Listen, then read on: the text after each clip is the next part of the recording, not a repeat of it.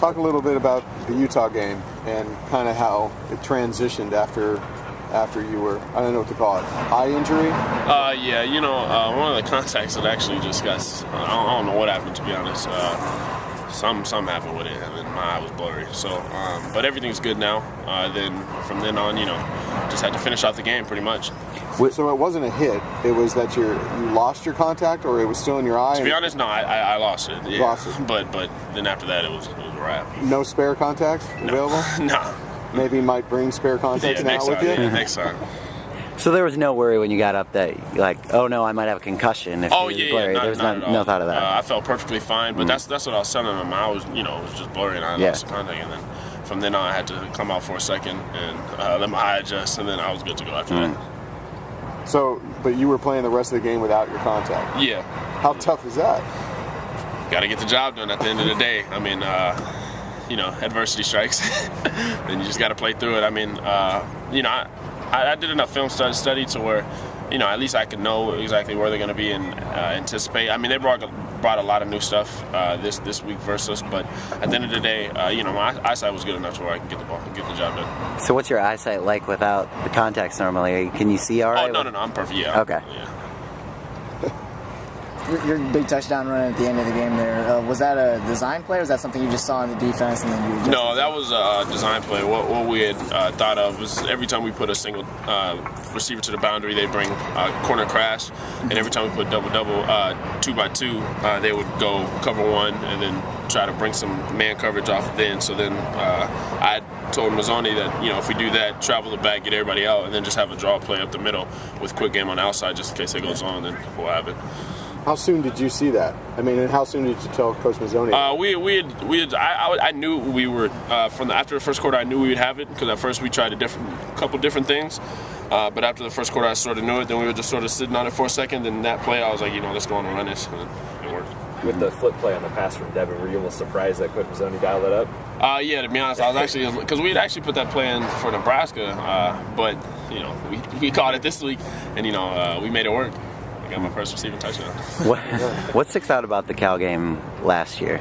It wasn't a pretty game, so there's a lot of stuff going in this week that we're going to be prepared for, and that we got to come out and have a good game.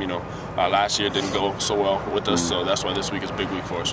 Do you feel like this team is more prepared this year to not have kind of a mental lapse like they did in that game last year? Yeah, I feel like this year our team, is really comfortable at where we're at. Last year, it was a first for everything. First time there was a lot of things that were new. But this year I feel like a lot of the leadership and stuff is really good. So everybody's sort of on the even keel, not too high about where we're at and what we're doing right now. We just got to keep winning games. How similar was the Cal game last year compared to the Utah game this year, and how different is this team in being able to adapt like on a gut check game like that? Can't really say similarities because it was a completely different game, but for the most part, as far as adversity with the Cal game last year and with this game at Utah, as we can see now, the team is able to adjust to certain things. People going down, defensive schemes, there's unscouted looks and stuff like that. Now we're able to adjust to it and get it fixed and keep playing with it. With all the injuries that Cal's had in the defensive backfield, does that get you licking your chops a little bit? I feel like they're still going to come out and give us the best game they got. So, I know they still have playmakers at the end of the day.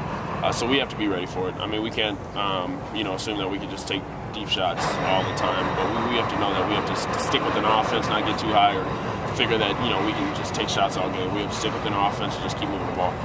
X said there's a bit of a chip on his shoulder for Cal just because of what happened last year. Is the same true for you?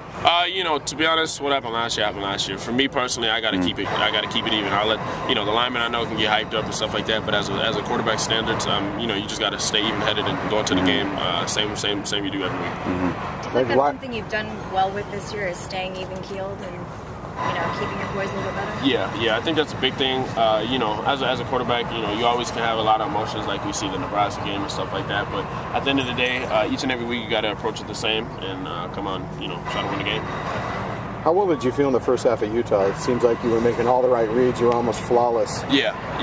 I felt really good the first half of Utah, and then throughout the game I was feeling good, and we just had to come out with a W.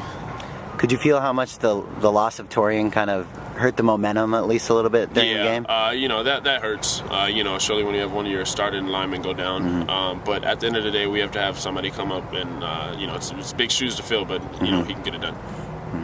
With the chemistry that the line has developed, how long do you think it'll take to maybe get back to that level now that you're swapping guys around a little bit? We're still there, but as you can see, we have to get in the film room, and I think as long as we're just practicing out here, making sure everything we're going through is right, correct, and making sure that with the new guy coming in on the line, he's good at what he does, and I'll be in the film room with him, watching film with him, understanding that he knows his reads and everything like that will be fine, and I can help him out surely as a quarterback, just telling him where to go and stuff like that. Could you tell it was a little tough on those guys, at least just right from the beginning? It's loud. Caleb hadn't really gotten in there before. Could you tell that maybe they needed some time to kind of get used to that? At the end of the day, we ain't got time. So when you get in a game, you got to perform. And I feel like Caleb came in the game and his mindset was where it needed to be.